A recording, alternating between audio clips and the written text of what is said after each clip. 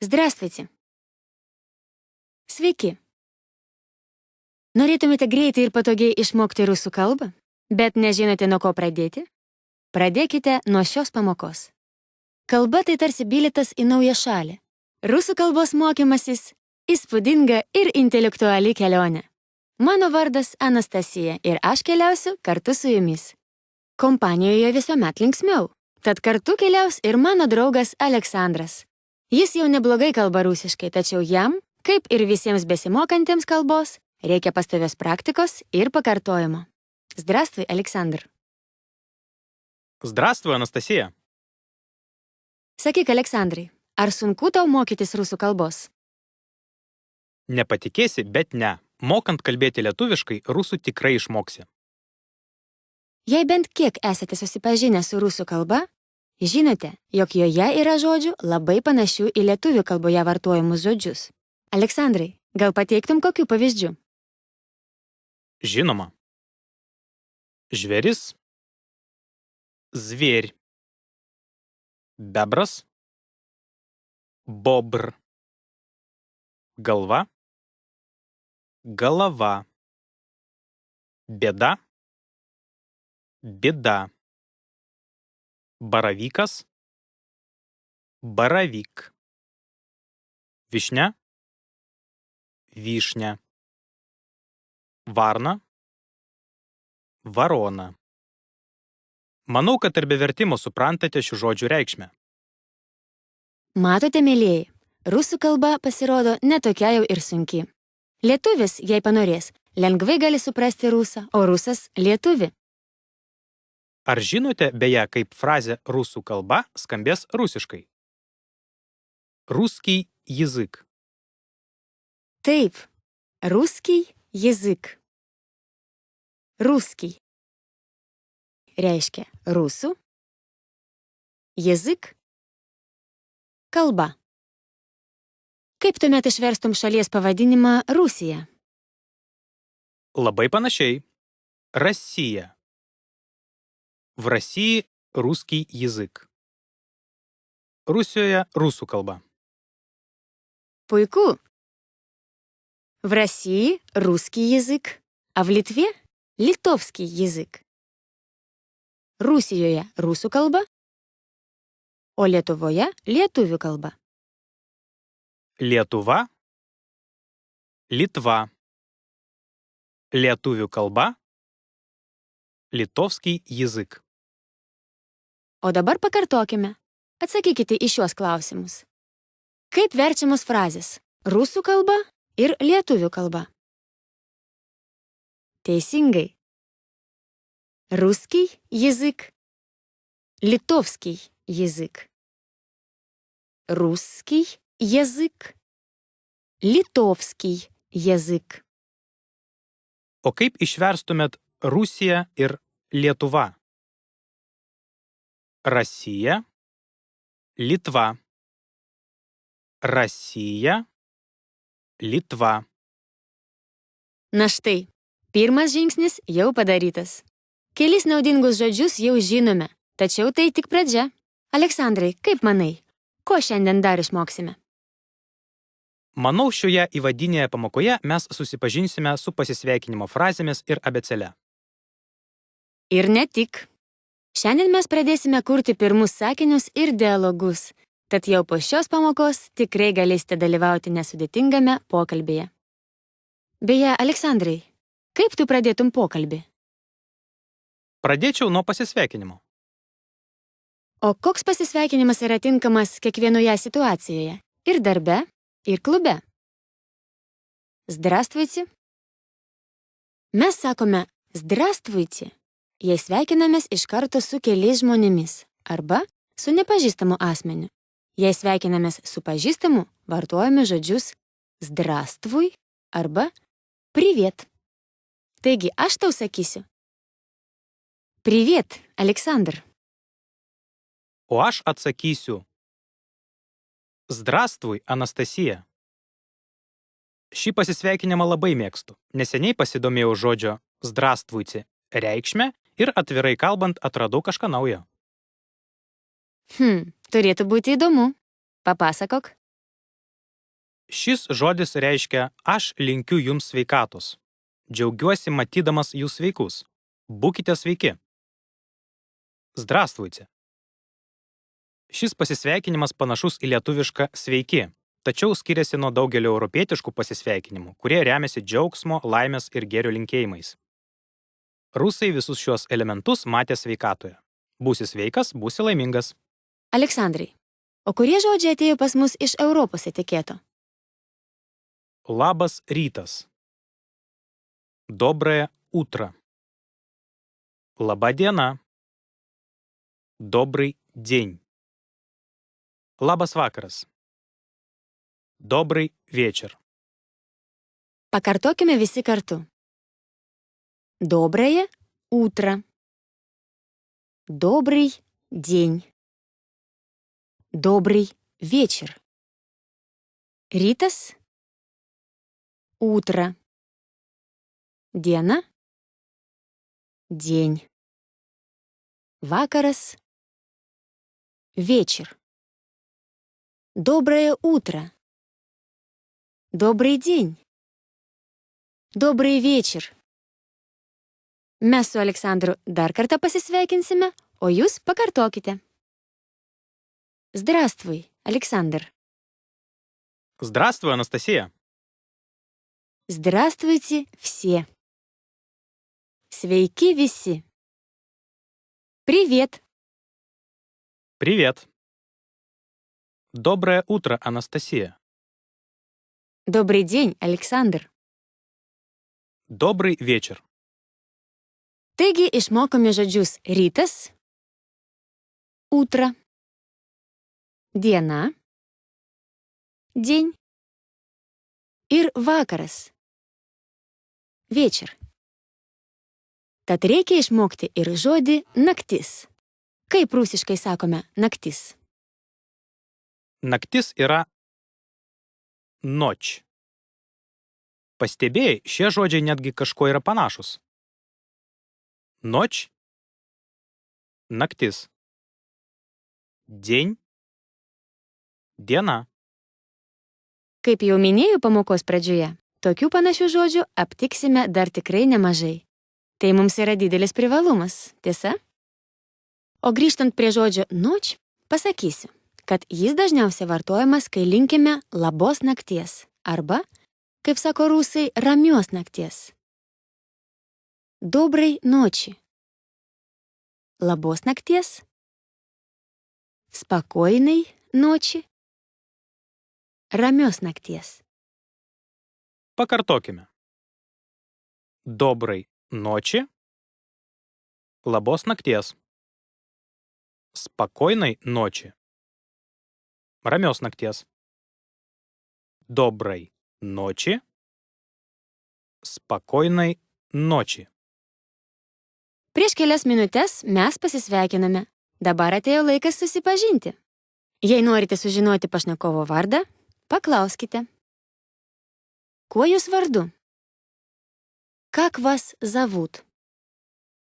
Pažodžiui būtų, kaip jūs vadina. Arba, kuo tu vardu? Как тебя зовут? Pažodžiui būtų, kaip tave vadina. Pakartokime. Как вас зовут? Kuo jūs vardu?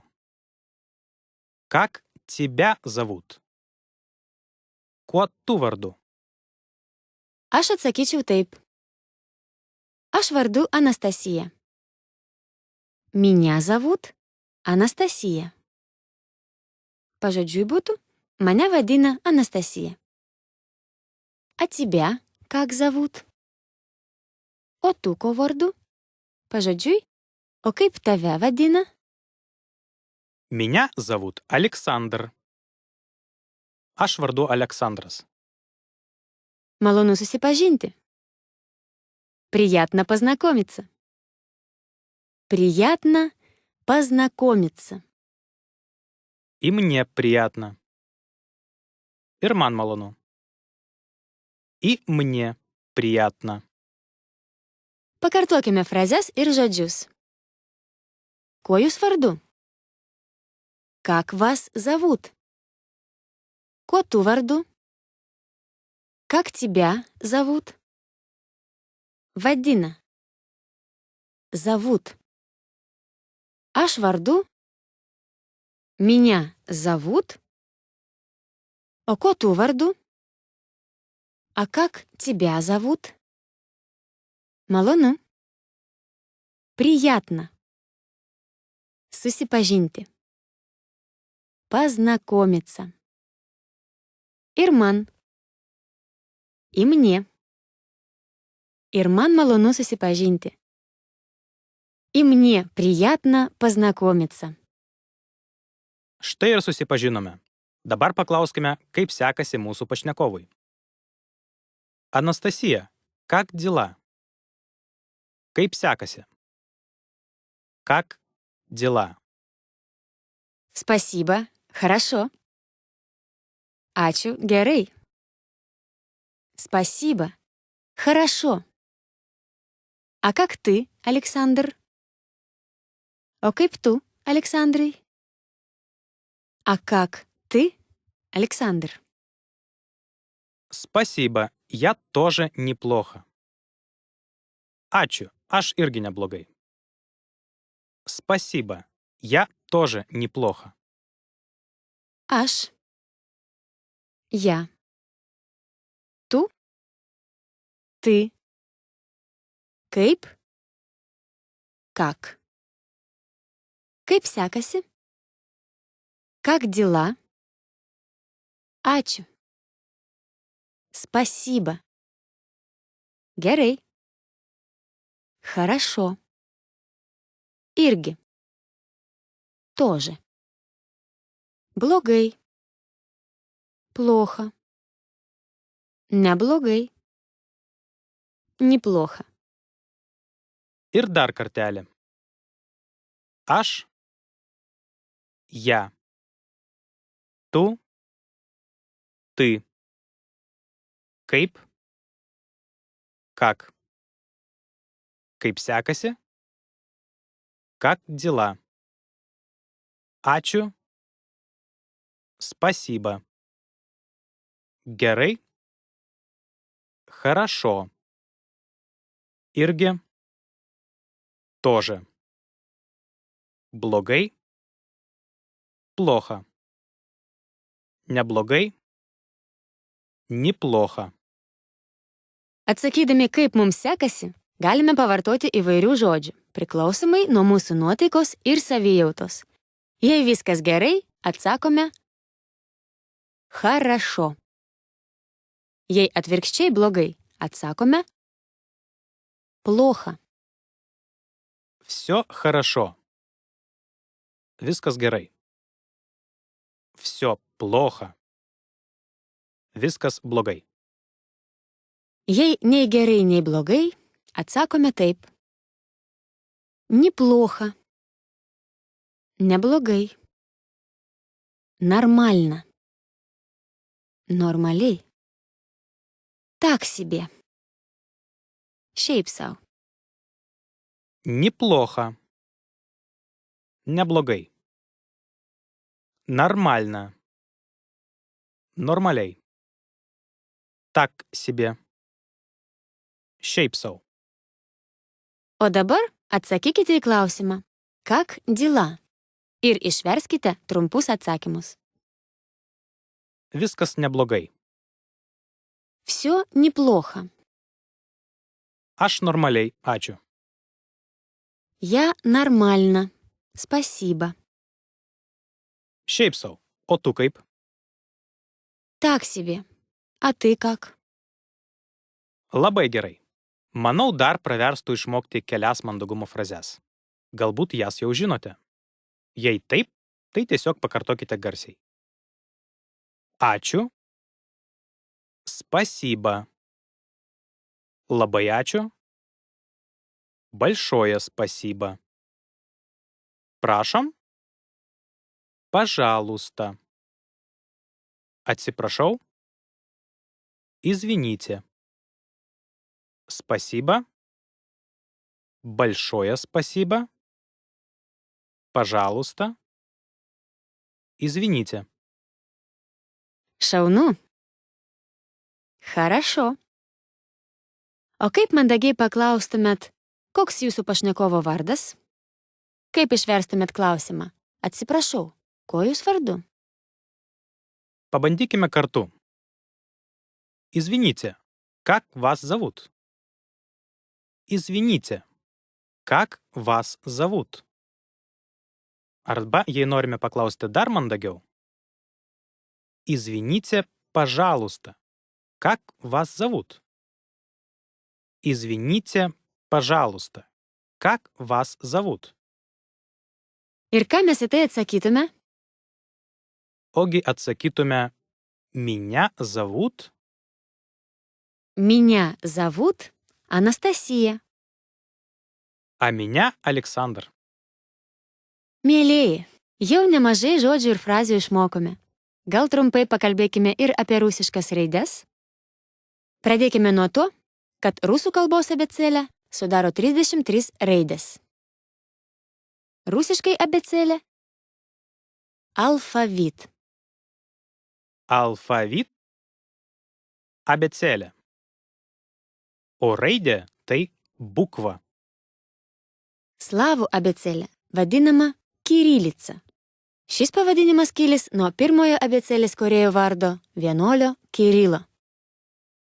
Kiril – kirilica. Ši abėcėlė buvo sukurta 9 amžiaus pabaigoje. Paklausykite, kaip tariamos rusų kalbos raidės. Rusų kalbos abėcėlė. A – A. B – B. V – V. G – G. D – D. J – J. Jo – Jo. Ž – Ž. Z – Z. I – I. J – и краткое J. К – К. L – L. M – M. N – N. O – O. P – P. R – R. S – S. T – T. U – U. F – F. H – H. C – C. Ч – Ч. Ш – Ш. Ща – Щ. Твердый знак – И. Мягкий знак – Ю. Я. Tikriausiai pastebėjote, kad daugelis rusų kalbos raidžių yra panašios į lietuvių kalbos raides. Manau, jums nėra sunku ištarti A, B ar V. Tačiau rusų kalbos abėcėlėje yra ir specifinių raidžių, į kurias reikėtų atkreipti ypatingą dėmesį. Būtent. В alfavite abėcėlėje yra pavyzdžiui 2 raidės, kurios neturi garso. Tai minkštasis ženklas ir kietasis ženklas. Tikrai taip. Šias raides galime pavaizduoti tik grafiškai. Ištarti jų neįmanoma. Mehkį znak arba minkštasis ženklas rodo, kad prieš jį einantis priebalsis tariamas minkštai. Kartais ši raidė keičia net žodžio reikšmę. Pažvelkime į žodį kampas. Ugal. Jei jo pabaigoje pridėsime minkštąjį ženklą, turėsime jau ne kampą, o anglį. Ugali. Tokie panašūs žodžiai. Pridėjome minkštąjį ženklą ir štai jau visai kita reikšmė. Ugal, ugal. Regis, aš žinau dar vieną žodį, kurio reikšmę paprasta pakeisti minkštojų ženklų. Tai žodis brolis. Brat. Jei gale pridėsime minkštąjį ženklą, turėsime žodį imti. Брать. Брат. Брать. O štai kitasis ženklas – tvirtai znak. Dar viena raidė neturinti garsinio atitikmens. Atvirkščiai, rašomas žodžio viduryje tam, kad po jo einanti balsė būtų tariama kietai. Šis ženklas tarsi praskiria žodį dvi dalys, o jį lydinti balsė tariama taip. Skelbimas. Объявление. Объявление. Be šio ženklo žodis skambėtų объявление. Taigi, tvirtai znak plus ja yra объявление. Kitas pavyzdys. Išvykimas. Отъезд. Отъезд.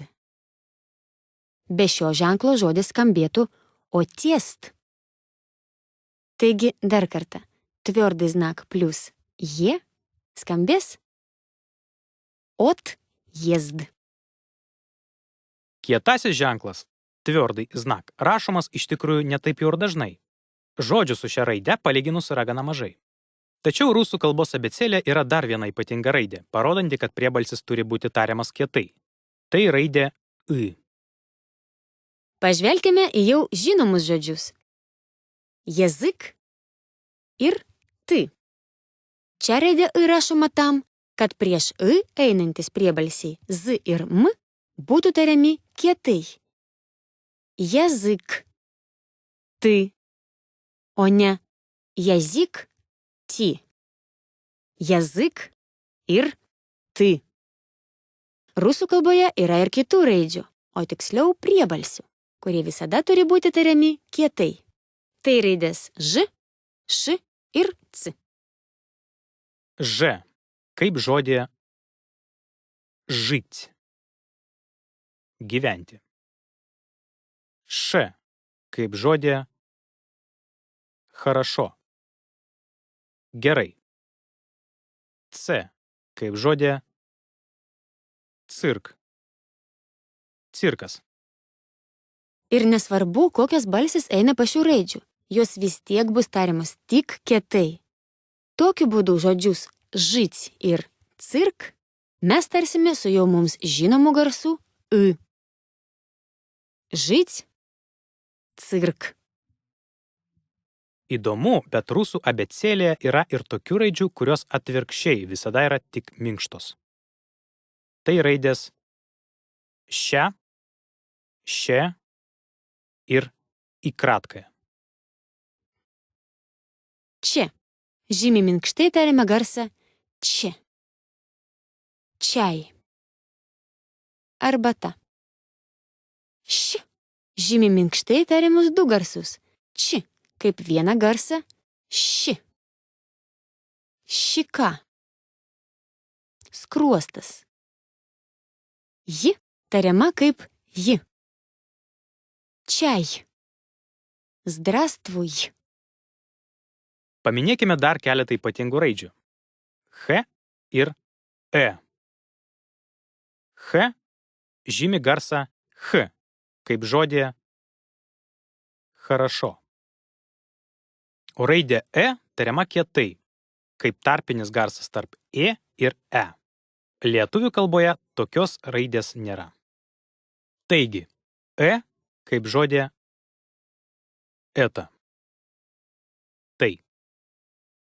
Na štai ir įveikėme abėcėlę. Susipažinome su specifinėmis rusų kalbos raidėmis. Atėjo laikas išmokti atsisveikinimo frazes. Aleksandrai, ką sakome, kai atsisveikiname? Aš savo draugui visuomet sakau paka. Iki. Su draugu galima taip atsisveikinti, o su direktoriumi darbe? Direktoriui aš sakau labai mandagiai. До свидания. Iki susitikimo. Arba всего хорошего. Viso geriausio. Pakartokime. Пока. Iki. До свидания. Iki susitikimo. Всего хорошего. Viso geriausio. O dabar pakalbėkime. Aleksandras pradės pokalbį, o jūs atsakinėkite. Nenustebkite, jog kai kurie žodžiai kartojami labai dažnai. Tai padės jums greičiau juos įsiminti. Pradėkime. Здравствуйте. Здравствуйте. Как вас зовут? Меня зовут. Как вас зовут? Меня зовут. Приятно познакомиться. И мне приятно познакомиться. Как дела? Спасибо. Хорошо. А ты как? Спасибо, я тоже неплохо. Пока. Пока. До свидания. Всего хорошего. Mes su Aleksandru tikimės, kad jums sekasi gerai. O tam, kad sektųsi dar geriau, pasidalinsime su jumis naudingais patarimais. Mūsų patarimai padės jums paprasčiau ir efektyviau išmokti rusų kalbą. Ir nesvarbu, ar mokytės rusų kalbos anksčiau ir tiesiog norite patobulinti savo žinias, ar tik dabar pradėjote mokytis. Mūsų patarimai tiks visiems. Dar neseniai aš buvau toks pat pradinukas, kaip ir daugelis iš jūsų. Norėjau išmokti rusų kalbą ir nežinojau, nuo ko pradėti. Savarankiškai mokytis kalbos iš tiesų nėra lengva. Puikiai tai žinau. Lengva nėra, bet kas pasakė, kad neįmanoma? Tu juk sugebėjai. Na taip, sugebėjau, nes tu padėjai. Padėjau tau, padėsiu ir kitiems. O tiksliau sakant, padėsime kartu. Aš patarsiu iš profesionalios pusės kaip mokytoja, o tu kaip mokinys iš praktinės. Praktikos tai jau tikrai nemažai turėjau. Ir naudingos, ir nelabai. Kokių tik metodų neišbandžiau, kad greičiau išmokčiau rusų kalbą. Kalbą reikia stengtis mokytis ne kuo greičiau, o kuo efektyviau. Pavyzdžiui, daug kas mano, jog pastovus naujų žodžių kalimas padės jiems greičiau išmokti kalbą. Tačiau mano gilių įsitikinimu tai visiškai klaidinga. Reikia mokytis ne tik žodžių, bet visko po truputį. Ir tarimo, ir gramatikos, ir konkrečios leksikos. Sutinku 100%.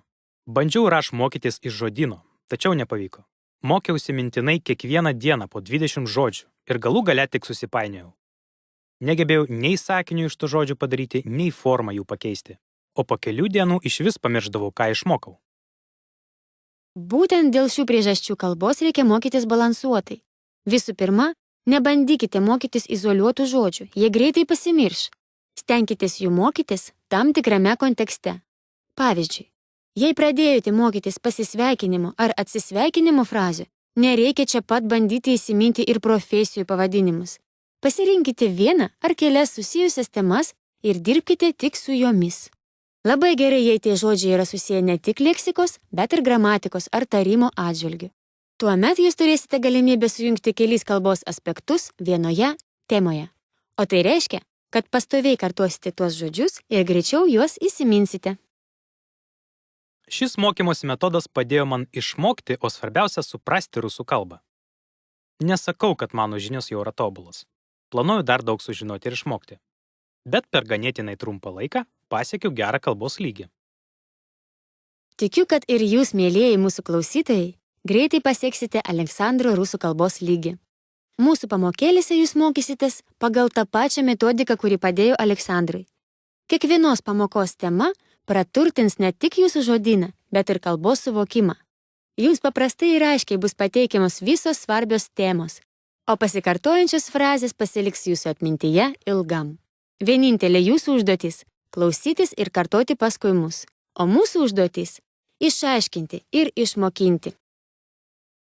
Neabejoju, kad išmokinsime. Man pavyko ir kitiems pavyks. Pabaigai norėčiau duoti kelis praktinius patarimus, kurie padėjo man įveikti užsienio kalbos baimę. Kaip ir visiems kitiems, mokymosi pradžioje man reikėjo pralaužti ledą, kad sustiprinčiau pasitikėjimą savimi. Aš nusprendžiau daryti tai linksmai. Klausydavausi rusiškų dainų ir dainuodavau karaoke, žiūrėdavau rusiškas laidas ir filmų su subtitrais ir aišku, pradėjau dažnai bendrauti su rusakalbiais pažįstamais. Tokiu būdu ir laiką linksmai praleisdavau, ir kalbą po truputį išmokau. Nuostabus patarimai, Aleksandrai. Šiandien daug sužinojome ir išmokome, taigi mūsų pirmąją pamoką jau baigsime. Ilgiausio kelio pradžia – pirmas žingsnis ir šiandieną mes jį žengėme. До свидания. Mes su Aleksandru laukiame jūsų kitoje pamokoje, kur sužinosite dar daug įdomybių apie rusų kalbą. Всего хорошего!